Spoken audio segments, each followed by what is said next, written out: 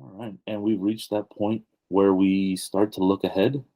Um, there's two big matchups that just jump right out at us. Um, and one of them to the point where we've already named our game of the week ahead of time. And it's not coming with the gems later this week. But we'll jump in, we'll go east to west again, and just roll with it. So Chavez going into Verdugo Hills. And this one has implications for both teams. Yeah, this could be a bubble matchup for both of these teams that are kind of in the projections are kind of sitting in that D3 slot for playoffs, and there's a real fear that the loser of this game, depending on how other things shake out in the city, they might not make the cut to get into the playoffs. So for a game between two teams that are kind of sitting in the final two spots in the East Valley, it has a lot of implications because one of them needs to put up a league win to put themselves in a position to be considered by the committee that puts together these playoff brackets. Yeah. And then a grudge match on homecoming. Grant is going into Arleta, and we've talked about homecoming. Now this is the end of homecoming week, I think. And so is Grant going to keep rolling and ruin homecoming, or is Arleta going to bounce back and celebrate? Like I said, I told y'all last week how I feel. Me as a player, how I always felt about going into somebody else's homecoming. I took it as disrespect. I get it. Someone has to get scheduled for homecoming. But if you scheduled me for homecoming, it's because you thought that we were the team to feel good against. You thought that y'all were going to beat us up and then your homecoming queen was going to have a good night. Not against me, not against my team. We're coming in here to ruin that whole thing. I hope y'all enjoyed the parade. I hope y'all enjoyed all the festivities and everything and the throwing up the candy and all of that, because y'all bringing the lights out for this game and y'all going home sad. That is Arleta's whole thing. And the one thing we know about Arleta is they have the ability to make things ugly for everybody. It doesn't always translate into a win, but they're going to come in there and beat you up. And they want to come in there and beat you up at your homecoming. Or, matter of fact, it's their homecoming. Excuse me.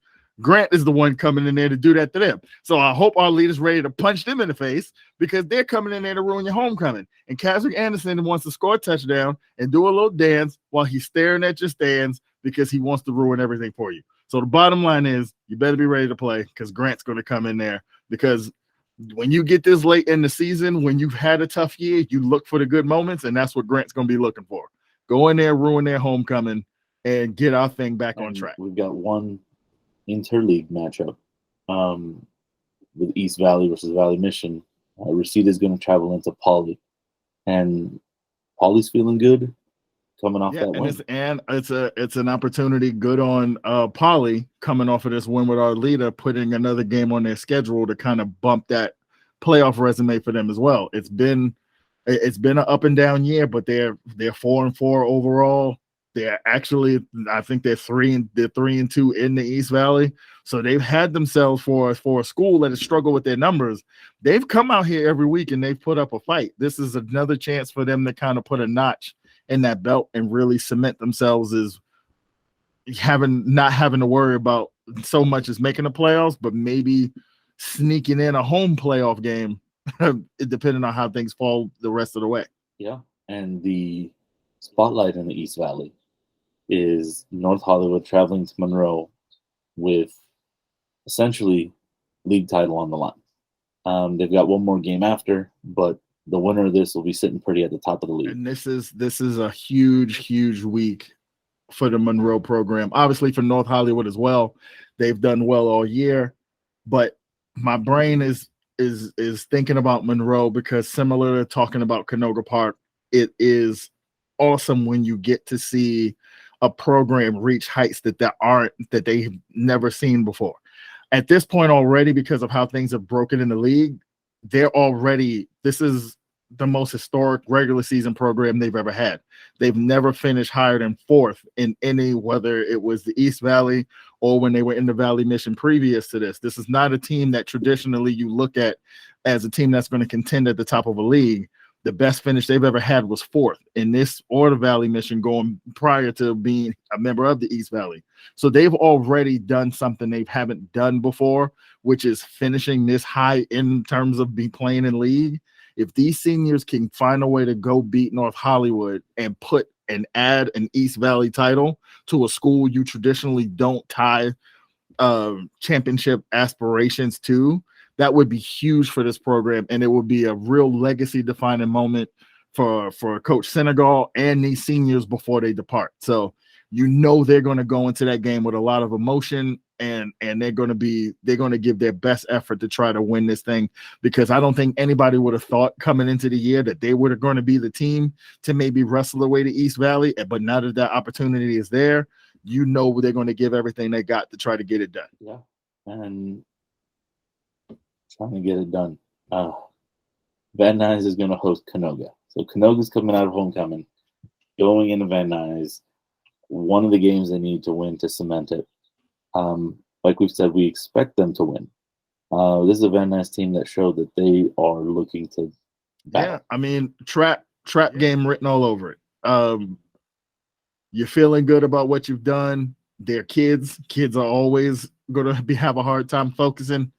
I don't really doubt that David Perez will have these kids ready to play because they know what's in front of them. But you can't, that feeling still's there. If Van Nuys can kind of hang in that first half and kind of make them nervous a little bit, maybe we can get a game. But this is a game we expect Canoga to win. But, hey, you got to go out there and you got to play them. And one team that we've let fly under the radar for too many weeks is Panorama. And they're going into San Fernando looking to do something. San Fernando has kind of not lived up to what we thought they might be. And Panorama has exceeded what we were expecting. And they only have one loss. So this is going to be big for them. Especially when you think about the fact that there's a real chance for them, depending on how things break.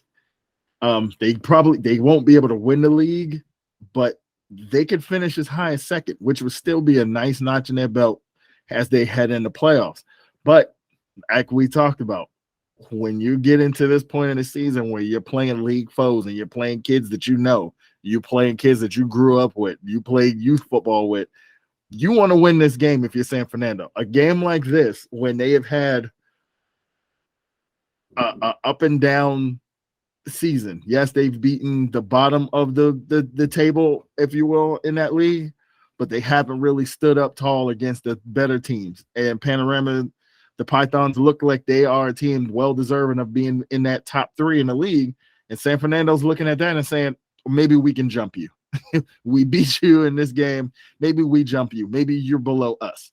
So you're going to get a fight from them. And Panorama, I hope they don't think because they're sitting at 7-1 on the year that they're just going to waltz into that building and think they're going to win that game, because it's not going to play out that way if they're not ready to play. So it's going to be interesting. Anytime you get any sort of rivalry with these league matchups, you're going to get some fireworks. You're going to get some chippiness. You're going to get some pushing and shoving. You're going to get flags thrown. So that's what I fully expect when you see these two teams play on next Friday night. And on that exact same note, Silmar goes into Kennedy. And I see this in this similar vein because Silmar has some skill. They're going to fight. And this is their chance to say, well, Canoga's not the only team that can knock off the LA Times anointed Kennedy. Mm-hmm. And we've seen Silmar a couple times. You've seen them. I've seen them. These kids have the skill and they have the fight. Just a matter of putting it all together for 4 quarters. And imagine if they do it this week. And Kennedy has to, have short memory. Forget the loss, turn around, come back, and make sure that people know that no, you're number 2 in the league. It's not necessarily a bad thing when you lose to a team like what Canoga did. And you also remember styles make fights. These are two teams that want to play up tempo. Kennedy likes to play up tempo. Sylmar likes to get in their up tempo game. Both of these teams don't have a problem with putting the ball in the air as well as putting it in, as well as running the ball. There's really talented players on both sides. We know about Kennedy's runners, but Sylmar's got some good runners and Madrano, and they've got a couple other kids in that backfield that can make some plays. Sylmar's got some receivers that can make some plays. One of the twins is still in the lineup, still making plays for Sylmar. So there's talent on that Sylmar side for Kennedy to have to really be aware of. And there could be a lot of points in this game because both of the teams like to move the ball. So it should make for an exciting matchup. Yeah. And I mean, moving into the West Valley, there's an exciting matchup that again doesn't really have league implications. And Chatsworth is going into Cleveland. And Ramo is, if you're a proud kid, and I think this kid is, with the work he's put in, and for the first time in many weeks, he was held, literally wrapped up by Birmingham. Now they're going into Cleveland, and Cleveland is like, well, we showed we could hang for the second half with Granada. Can you stop us? Those are both teams that rely really heavily on their run game and have two players that are definitely, like, I don't want to say that their teams aren't well formed, but they also rely very heavily on, individually, they rely very heavily on their star players, Isaiah Ramo and Corey Hall. So it'll be interesting to see those two go toe to toe and how it ends up, because Chatsworth is a gritty team. They might not have the wins to show for it, but they don't go down easy, and neither does Cleveland. So, and I will say this feels like a bit of a tricky week for Cleveland because there's going to be some air that came out of that bubble a little bit. If you think about where they were a few weeks ago, where they had all the aspirations in the world of being able to take the West Valley, they climbed as high as, I can't remember how high they got in the city section polls, but after they beat that Palisades team, it felt like it was all right in front of them. Then you have the Carson loss. Then you combine that with Elko, I think it was. The Elko loss. Then now they've tripped and stumbled a game that we kind of circled as, okay, which one of these two teams are going to be the ones to kind of give Birmingham a run for their money? And they kind of got run out of the building a little bit. Is there going to be a letdown with them? Because the thing about Chatsworth is, throw out this score from this past week. That was Birmingham as being Birmingham, and we've talked about this year how Chatsworth can be inconsistent at times, and that stuff is going to get you beat up by Birmingham that way. But you're talking about a team that's going to be pissed off because they got embarrassed. Now turning around and going against a team that might be a little deflated because the second half of the year has not gone their way. That kind of makes that equation kind of makes for a potential upset in the making. So hopefully Cleveland can kind of shake it off, because Ramo's coming in there to get his yards back. He didn't get his 200 last week, so he needs to get 400 to stay on pace. So they better be ready. Mistaken, I think it's Cleveland's homecoming this week too. Oh no! So maybe Chatsworth is going to come in to rain on their parade. Oh no! Ramo's coming. Listen, all right, listen. This is the official warning, okay? I was talking about teams coming in with the ability to kind of pour water in your cornflakes. If there was ever a team in the Valley that is built to pour water in your cornflakes, it is Chatsworth. Because at this point, what are they playing for? Yes, of course they're playing for the playoffs, but they haven't had success in the league. But we saw what they did to Verdugo Hills when the Verdugo Hills wasn't ready to play this year. It was like watching the running of the bulls in Spain. You just saw bodies flying in the air as he's running through. Ramo is built for these sort of moments. He is built to take out his frustrations of a long season on a team that had aspirations, and now it's your homecoming. Oh no! I wouldn't mind seeing him give Corey Hall a piggyback ride down the field. And that's the other thing, because Corey Hall has come up and knocked it. No matter who how tough you think you are. He has the ability, and he has done it this year, where he's taken some of the better running backs in the city, and he has knocked them sideways. It is going to be interesting to see the first time Ramos running up the right sideline, and he's got the angle on him, and we're going to see when steel meets steel, who's going to win that battle. So, yeah, that game has the potential to be a really good one this week. I would love to go see that game in person. Putting that out, manifesting that for myself.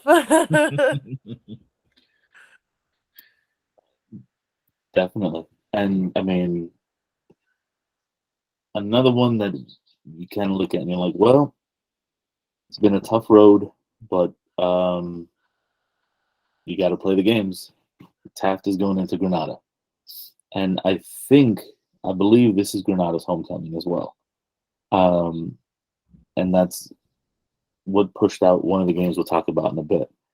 But Granada's looking to keep the ball rolling, solidify themselves as a top D1 team.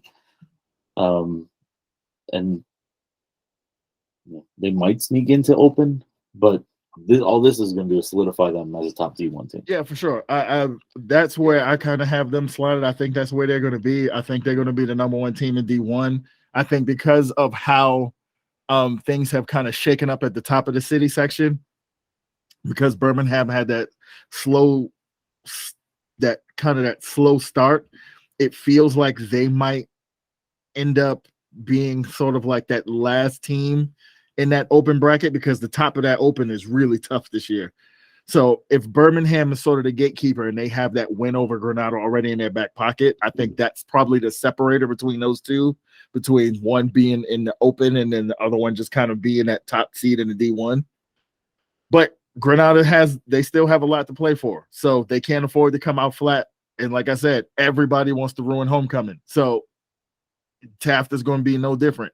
And the thing that we know about Taft is they've been Jekyll and Hyde, but they have had times where they've looked really good when you see them. They've had times where they haven't looked so good, but they have an ability at times to be like, whoa, where did this come from? Like, they can come and put a couple of really good quarters together. So Granada's better have their dancing shoes on at homecoming. That's all I'm going to say. And El Camino, I mean, talking about the D1 rankings, the El Camino, they've been heating up this season.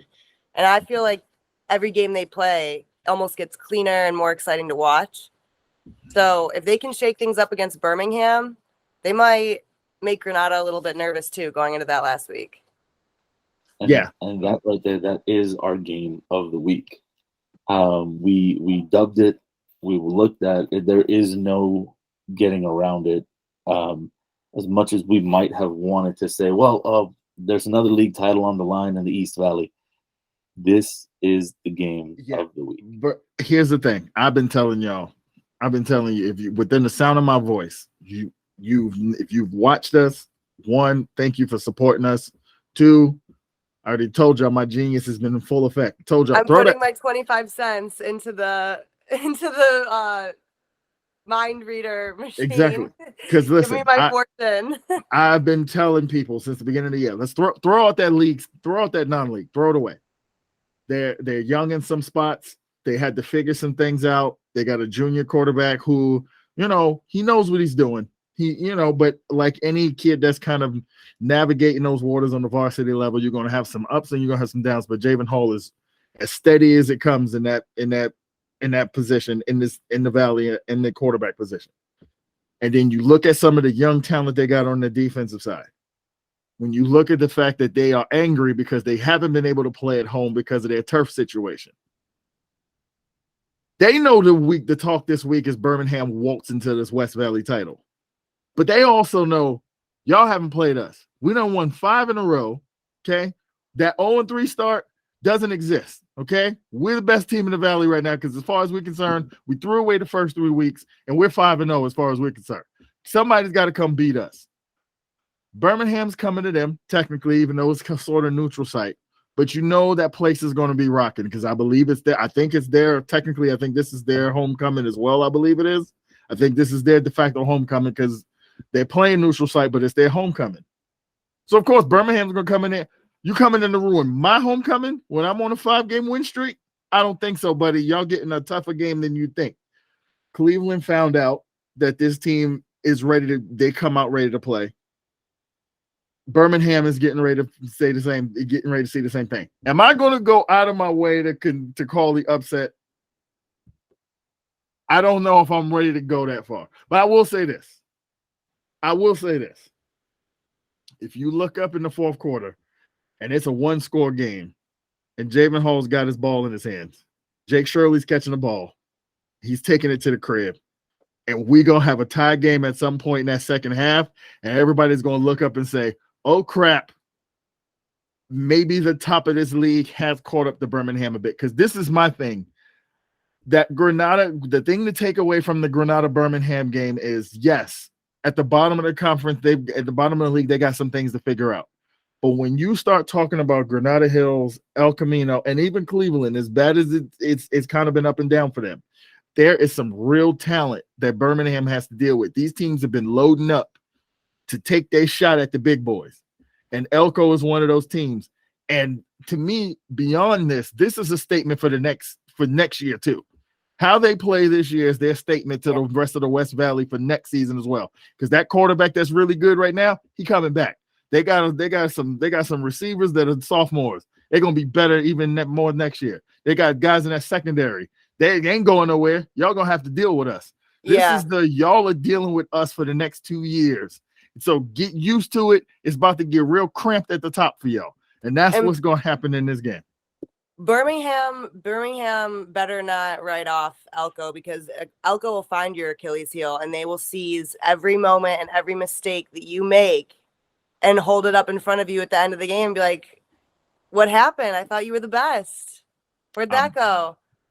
I'm telling you, when they get their balance going, when Drayden Fowle starts getting loose, when Jake Shirley starts finding, when now you're putting 8 in the box and now Jake Shirley's running around back there, and then Javen Hall gets outside the pocket and he's extending drives and moving the chains. This team is tough to deal with. And I know Birmingham is going to come into this game thinking they got it. Hey, look at what we've done so far. We've beaten everybody in front of us. Maybe this is the team that we should have been you guys might have needed to take a little bit closer of a look at, because the difference between Elko and maybe some of the other teams, even Granada, as great as Granada's top talent is, outside of Birmingham, this is the most balanced attack in the league. They can beat you through the air. They can beat you on the ground. They can beat you playing good defense. They get timely turnovers. They haven't won 5 in a row by accident. They're not 3-0 sitting at the top of this league by accident. They are going to give Birmingham a hell of a game this weekend, and I can't wait. And if they win, listen, I already told y'all what y'all was dealing with. I told y'all weeks ago, man. I told you Javen Hall was going to have a signature moment this year. This could be his signature moment. I've been saying it since back when they went and played Calabasas.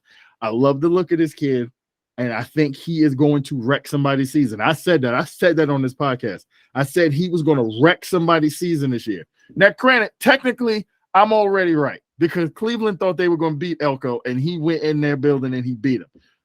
That's not enough. I know this kid wants more, and this could be the more. This could be the week where he gets that more. So let's go. I'm ready. I'm fired up. If we come out on the other side of this weekend, and I don't want to jinx anything. Let me knock on wood. If Elko does beat Birmingham, if that is written in the stars for them, then I am even more excited to see them play Granada the week after. Yep. Oh yeah. And I mean, not to look too far ahead, that week after does have some choice matchups. Depending on how things shake out this week, what those implications would be, goodness gracious. And just get excited. Now the one big Southern Section game we're looking at, and this is actually going to bring most of us out, because it's a Saturday and we think we can make it. Village Christian is going into Heritage, and I think it's Heritage's homecoming. But this one will be hosted at Birmingham, because Birmingham's on the road. And it's going to be a grudge match. I mean, this one is always a grudge match. Village had a good year. They got the freshman quarterback. He's doing his thing. And Heritage is putting together some moves on offense. So it's going to be an interesting kind of, like you said, styles make battles. And these two styles, when they clash, we might have a big battle on our hands. Oh yeah, points, and more points is what I'm expecting, is what I'm hoping. I want to see Chase Everett do his thing. I want to see the young man do his thing. I want to see those Heritage weapons getting loose, and I want to see who's going to be able to make the big stop to pull out the game at the end. So, yeah, I'm ready for the Bible Bowl. It'll be my first in person that I can't wait to go see. So yeah, let's bring it on. I'm ready. Let's do it. All right, and with that, we wrap up our looking ahead. Again, thank you for listening. Please subscribe. Hit that like button. Yeah, leave comments. Hit the notification bell so you know when we upload these things, so you can be in the loop of all my geniusness when I'm putting these things out in the universe and they start coming true. So that way, if you come across me at these games, you can walk up to me and say, "Hey, man, you called," and I can say, "Of course I did. That's what I do." So make sure, please, just like, subscribe, comment. Please support us. In all seriousness, like we say every week, we're doing this. This is a project that we started out of love for these kids and how hard they work. I'm a New York City kid. I played city ball, and it was all about basketball where I was from. So we was out there killing ourselves and playing ball, and we never had anybody come out to watch us play because it just wasn't what the news wanted to cover. We want to put a shine on these kids. That's where my passion for this comes from. And thank you to those who do listen to us every week. And make sure you tell everybody. I told you, tell your mom and them, tell your friends, make sure the other members of the student body, tell the homecoming queen. I mentioned the homecoming queen this week. Make sure you come and you tell everybody who will listen. Come support us. We want these kids to know that when you see us on the sidelines, it's because we're there, not for us, we're there for them. So like, subscribe, hit the notification bell, do all that good stuff, and leave comments. You know what I'm saying? I'm okay with if you go to Grant and you want to smack talk our leader and be like, "Hey, we go there to, we're gonna y'all pay for them lights and the light y'all stadium to play up at night, and we go shut the lights out on y'all." Go ahead, leave that in the comments. We like that stuff. We're creating a community where we want everyone to be involved and understand that it's all about love. It's love for the Valley. It's love for all these kids. It's love for these kids that stay here and want to play and do all this stuff, and they care about the schools they go to. So please do all that stuff. Like, subscribe, all that stuff. We love you guys.